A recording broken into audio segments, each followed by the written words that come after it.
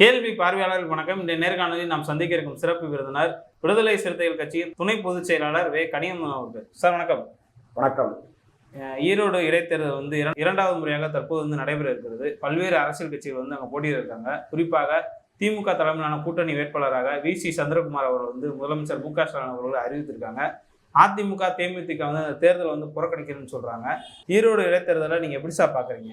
ஈரோடு கிழக்கு சட்டமன்ற தொகுதியில் சட்டமன்ற உறுப்பினராக இருந்த அண்ணன் EVKS இளங்கோவன் அவர்கள் அண்மையில் மரணமடைந்ததை ஒட்டி தற்போது அந்த தொகுதிக்கான இடைத்தேர்தல் தேர்தல் ஆணையத்தால் அறிவிக்கப்பட்டிருக்கிறது. திராவிட முன்னேற்ற கழகம் உள்ளிட்ட அனைத்து அரசியல் கட்சிகளும் அந்த இடைத்தேர்தலில் வெற்றி பெற வேண்டும் என்கின்ற முனைப்பை காட்டி வருகிறார்கள். ஆலோசனை கூட்டங்களை நடத்தி வருகிறார்கள். திராவிட முன்னேற்ற கழகத்தின் கூட்டணியின் வெற்றி வேட்பாளராக திரு சந்திரகுமார் அவர்களை அண்ணன் தளபதி ஸ்டாலின் அவர்கள் அறிவிப்பு செய்திருக்கின்றார். திராவிட முன்னேற்ற கழகம் கடந்த தேர்தலில் வாங்கிய வாக்குகளை விட இந்த இடைத்தேர்தலில் பல்லாயிரக்கணக்கான வாக்குகள் வித்தியாசத்தில் திரு சந்திரகுமார் அவர்கள் வெற்றி பெறுவார்.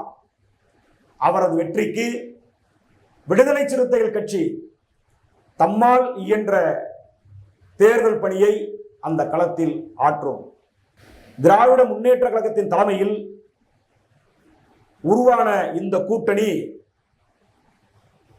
என்றைக்கு இந்த கூட்டணி உருவானதோ அந்த நாளிலிருந்து வரக்கூடிய அனைத்து பொது தேர்தலிலும் வெற்றி பெற்றிருக்கின்றோம். 2019 ஆண்டு நடைபெற்ற நாடாளுமன்ற பொதுத் தேர்தலிலும் முழுமையான வெற்றி. 2021 ஆண்டு நடைபெற்ற சட்டமன்ற பொதுத் தேர்தலில் இந்த கூட்டணி வெற்றி பெற்று ஆட்சியை கைப்பற்றியிருக்கிறது. அண்ணன் தளபதி ஸ்டாலின் அவர்கள் முதலமைச்சராக அமர்ந்திருக்கின்றார். 2024 ஆண்டு நடைபெற்ற நாடாளுமன்ற பொதுத் தேர்தலிலும் முழுமையான வெற்றி. அனைத்து தொகுதிகளிலும் திராவிட முன்னேற்ற கழகத்தின் தலைமையிலான இந்த கூட்டணி வெற்றி பெற்றிருக்கிறது. இடைத்தேர்தலிலும் மகத்தான வெற்றி. இந்த கூட்டணி விக்கிரவாண்டி இடைத்தேர்தலாக இருந்தாலும் சரி, அல்லது இதற்கு முன்னால் நடைபெற்ற ஈரோடு கிழக்கு இடைத்தேர்தலாக இருந்தாலும் சரி, ஒரு மகத்தான வெற்றியை இந்த கூட்டணி தொடர் வெற்றியாக பெற்று வருகிறது. தொடர் வெற்றியாக.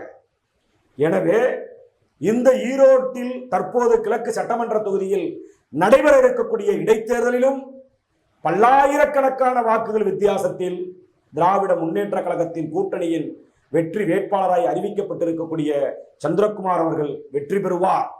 இது தொடர் வெற்றி பயணம் இந்த கூட்டணி உருவான நாளிலிருந்தே. அதனால் தான் இந்த கூட்டணியை சிதைப்பதற்கு பல முயற்சிகள் மேற்கொள்ளப்பட்டு வருகின்றன. ஒவ்வொரு தேர்தலிலும் வெற்றி. அகில இந்திய அளவில் இப்படி தொடர் வெற்றியை எந்த அணியும் சந்தித்தது கிடையாது அல்லது பெற்றது கிடையாது.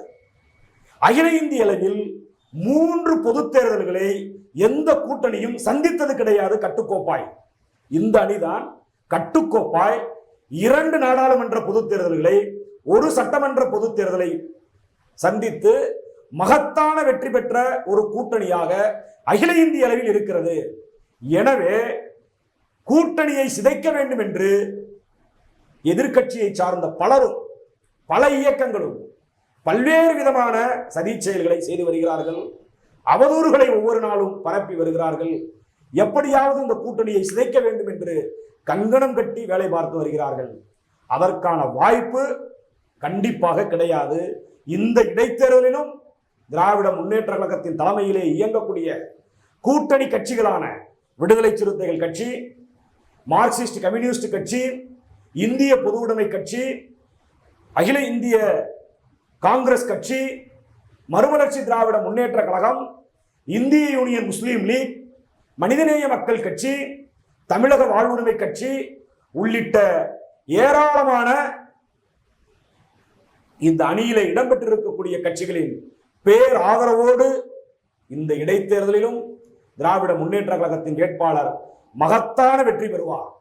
ஆனால் இந்த இடைத்தேர்தலில் அதிமுக போட்டியிடவில்லை என்று அந்த கட்சியின் தலைவர் அண்ணன் எடப்பாடி பழனிசாமி அவர்கள் சொல்லியிருப்பது உள்ளபடியே ஒரு வருத்தமாக இருக்கிறது. ஏங்க சார்? ஏனென்றால் எப்போதுமே தமிழ்நாட்டில் அதிமுக ஆளுங்கட்சியாக இருந்தால் திமுக எதிர்க்கட்சி. இதுதான் கடந்த 60 ஆண்டு கால நடவடிக்கை. திமுக ஆளுங்கட்சியாக இருந்தால் அதிமுக எதிர்க்கட்சி. இதுதான் கடந்த 60 ஆண்டு காலம் திராவிட கட்சிகள் தமிழ்நாட்டை ஆண்டு வருகிறது. மாறி மாறி ஆண்டாலும் திராவிட கட்சிகள் தான், அதிமுகவாக இருந்தாலும் திமுகவாக இருந்தாலும்.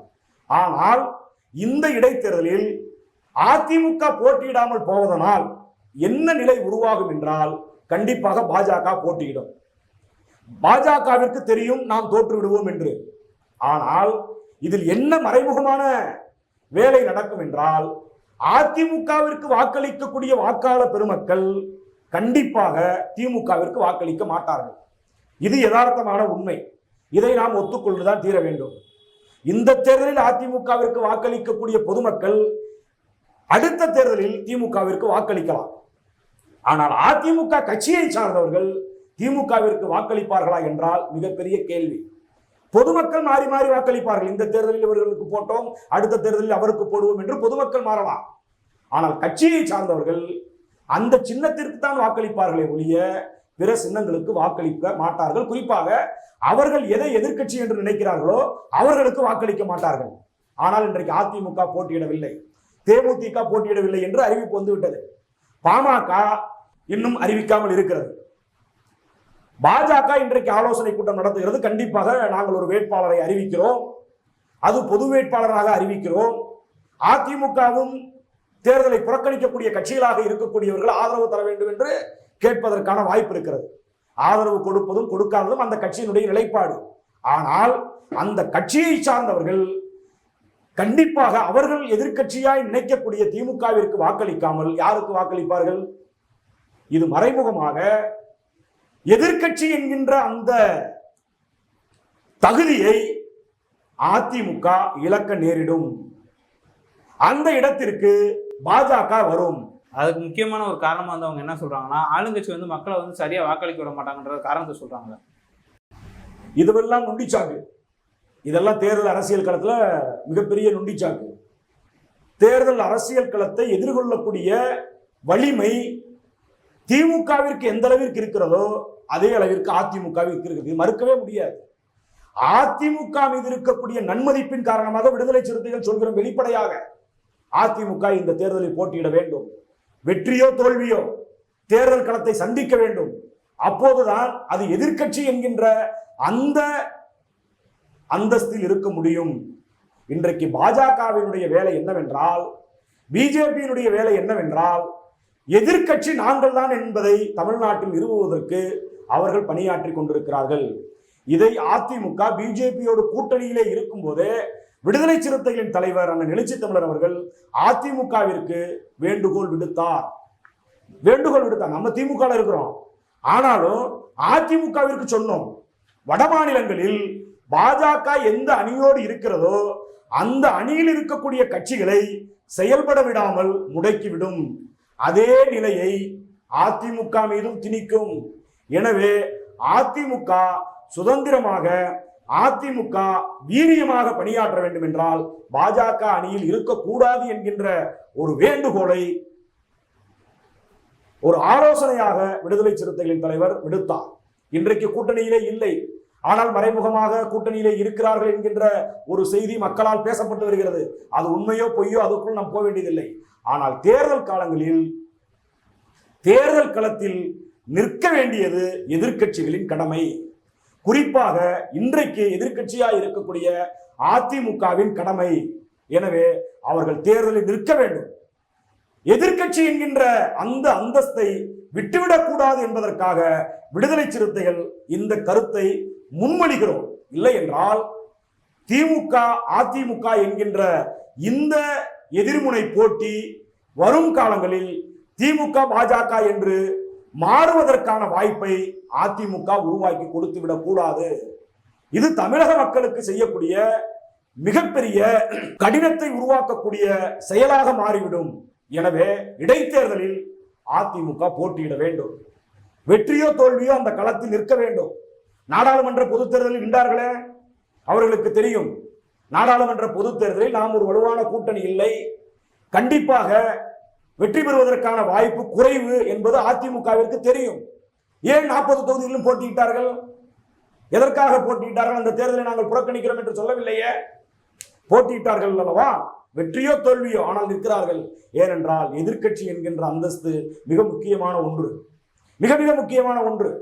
இடைத்தேர்தலிலும் அதிமுக ஈரோட்டில் வேட்பாளரை அறிவிக்க வேண்டும், போட்டியிட வேண்டும். ஆனால் இன்றைக்கு போட்டியிடவில்லை என்று சொல்லியிருக்கிறார்கள்.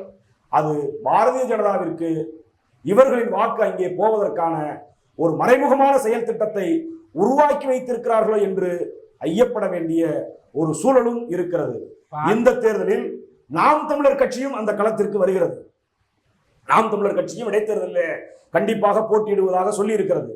கண்டிப்பாக இந்த முறை நாம் தமிழர் கட்சி கடந்த முறை வாங்கிய வாக்குகளை விட மிக குறைவான வாக்குகளை வாங்குவார்கள். அதற்கு காரணம் ஈரோடு வாக்காளர் பெருமக்கள் அல்ல, கிழக்கு சட்டமன்ற தொகுதியின் வாக்காளர் பெருமக்கள் அல்ல, நாம் தமிழர் கட்சியின் தலைவராய் ஒருங்கிணைப்பாளராய் இருந்து செயல்படக்கூடிய சீமான் அவர்களின் அரசியல் நிலைப்பாடு வாக்கு சதவீதத்தை குறைப்பதற்கான, அந்த கட்சிக்கு வாக்கு சதவீதத்தை குறைப்பதற்கான ஒரு வாய்ப்பை உருவாக்கி கொடுத்திருக்கிறது. அவரின் பேச்சை அவர் கட்சியை சார்ந்த ஒரு பொறுப்பாளர் இன்றைக்கே கண்டித்திருக்கிறார். அவர் கட்சியை சார்ந்தவர், பிற கட்சிகளை சார்ந்தவர்கள் கண்டிப்பது அல்லது கருத்து சொல்வது என்பது வேறு. அந்த கட்சியை சார்ந்த ஒருங்கிணைப்பாளர்கள் ஒருவராய் இருக்கக்கூடிய ஒருவரே சீமான் கருத்திற்கும் நாம் தமிழர் கட்சிக்கும் சம்பந்தமில்லை என்று சொல்கிறார். பிறகு எப்படி பொதுமக்கள் ஏற்றுக்கொள்வார்கள்?